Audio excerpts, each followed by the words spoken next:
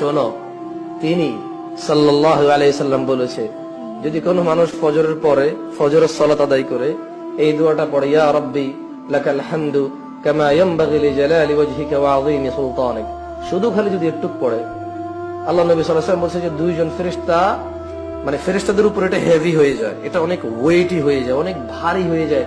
ফেরেশতারা বুঝে ওঠে না যে কি নেকি লিখবে এই দোয়ার। একজন গিয়ে আল্লাহর কাছে বলে, ইয়া আল্লাহ, আপনার অমুক বান্দা এই দোয়া পড়েছে, কি নেকি লিখবো বুঝতেছি না।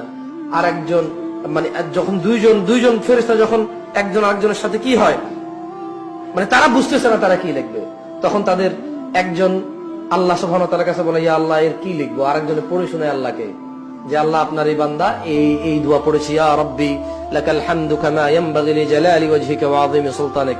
আল্লাহ তাআলা তখন বলে যে তোমরা এটা নেকি লেখার দরকার নাই, তোমরা ও যা বলেছে শুধু তাই লিখে রাখো, এর নেকি আমি নিজেই দিব।